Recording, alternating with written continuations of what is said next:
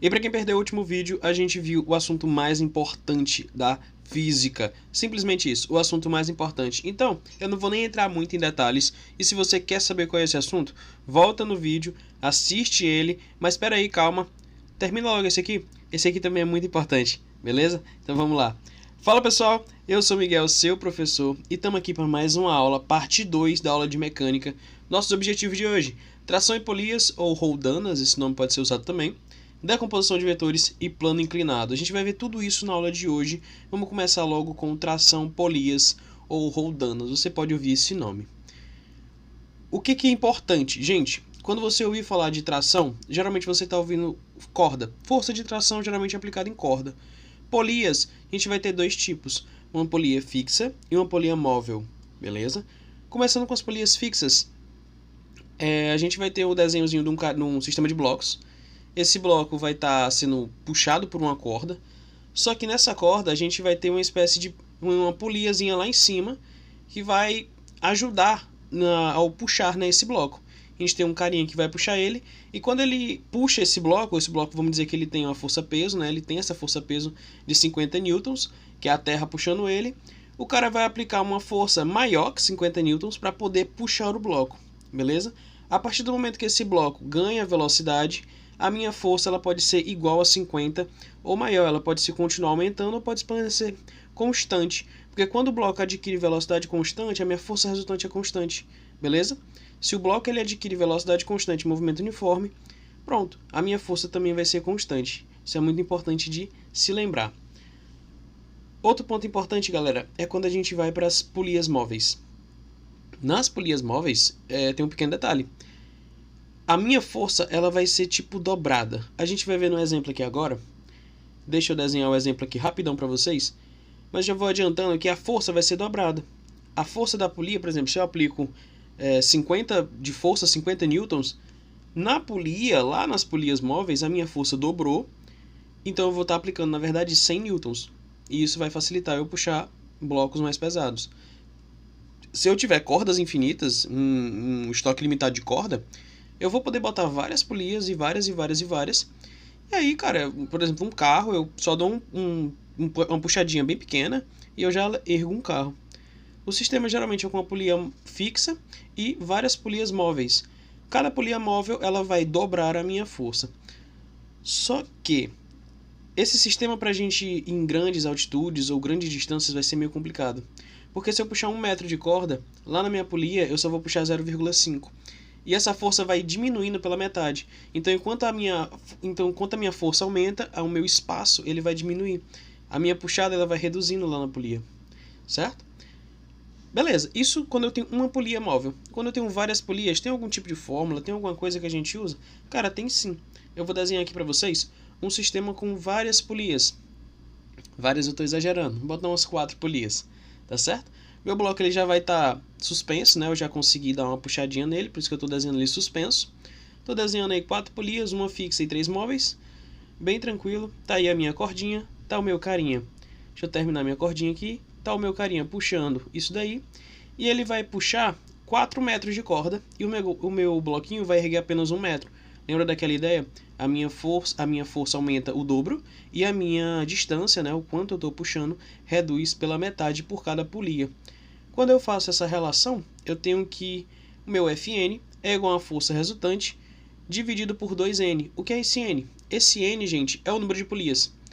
É basicamente isso. Eu vou elevar o meu 2 à quantidade de polias que tiver, certo? E aí eu vou ter uma força resultante do meu sistema de polias. Polias foi isso. Tração em polias, basicamente isso. Bora pro próximo.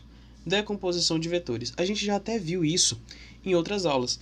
E é por isso que eu digo que as nossas aulas, elas são cronológicas, cara. Você tem que ver todas as aulas para você ter um raciocínio, entendeu? Você leva uma sequência lógica para as aulas. Então, lá na aula de queda livre, a gente viu esse mesmo sistema. Uma bola sendo lançada, e essa bola vai ter uma velocidade horizontal e uma velocidade vertical. Quando ela está no ponto crítico, só vai ter velocidade horizontal, depois a velocidade vai invertendo, porque a gravidade começou a puxar. Lembra que lá eu também coloquei a minha força resultante, certo? A minha força resultante, igual como eu estou colocando aí agora. O que é essa força resultante? É a soma de vetores, gente. eu posso decompor esse vetor resultante em 2. Aí eu vou ver exatamente o que está acontecendo com o meu objeto. Está indo para cima e indo para frente ao mesmo tempo, força resultante.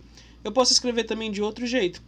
Eu posso colocar o início de um no final do outro e aí eu vou ter uma força resultante. Sempre desse jeito, o início de um no final do outro, beleza?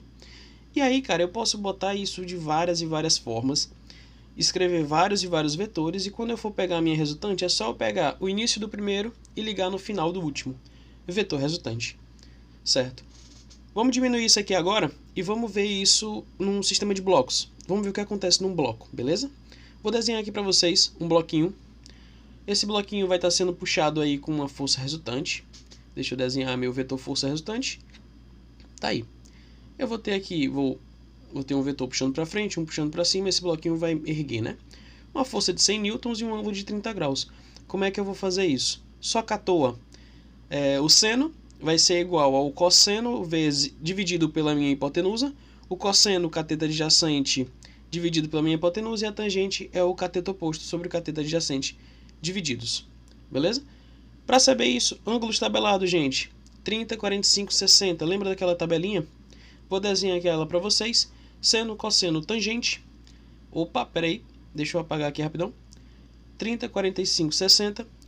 Eu vou ter que 1, 2, 3. Peraí, vou fazer direitinho. 1, 2, 3, 3, 2, 1. Tudo sobre 2. Raiz onde não tem 1. A tangente ela vai ser diferente. Raiz de 3 sobre 3, 3 raiz de 3. Beleza. Bota isso na cabeça de vocês. Como é que eu vou achar agora os meus vetores, a minha decomposição de vetores? Faço um triângulo e vou para a trigonometria, gente. Hipotenusa, cateto oposto, cateto adjacente. Meu seno de 30 eu sei que é 1/2.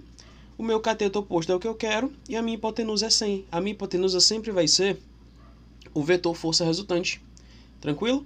De faço isso a mesma coisa para o cosseno. O cosseno de 30 eu já sei qual é, raiz de 3 sobre 2. E eu vou ter ali um cosseno de 50 raiz de 3. Perfeito? Então é assim, tranquilo. Cara, decomposição de vetores, só isso. Tranquilo, fechou. Não se assustem com a trigonometria. Vamos lá para a nossa última parte da aula. Deixa eu apagar tudo aqui. E a gente já vai para plano inclinado. No plano inclinado a gente tem umas ideias bem da hora. Plano inclinado é muito legal. Bom, então vamos lá.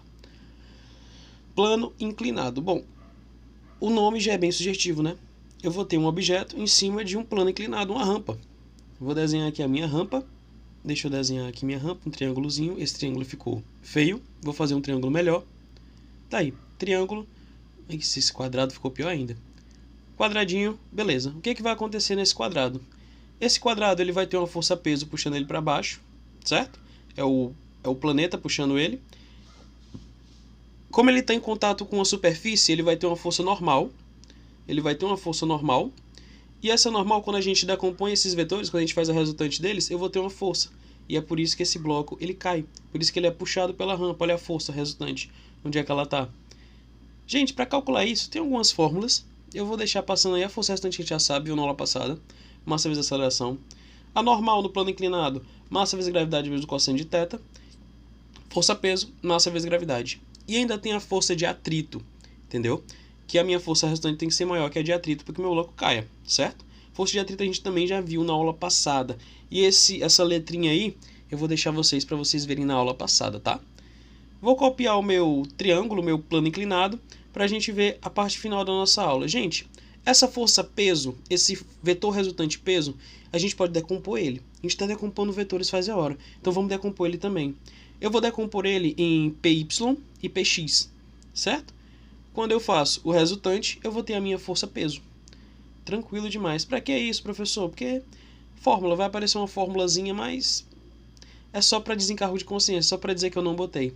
Px vai ser igual ao meu P, meu peso, vezes o seno de θ, e o Py é o cosseno de θ. Se a gente pegar esse Px bem aí, gente, a gente consegue descobrir a minha aceleração num plano inclinado. Bom, peso, força-peso, né? Eu falando de força, massa vezes aceleração. O meu peso de x é o peso vezes o seno de θ, massa vezes gravidade, é igual a massa vezes aceleração. Essas massas se anulam e eu tenho que aceleração é igual a gravidade vezes o seno de θ. Tranquilo? Deu certo? Bom, a gente finaliza a aula de hoje por aqui. E eu só tenho a agradecer para vocês. Um beijo a todos, Deus abençoe vocês e até a próxima.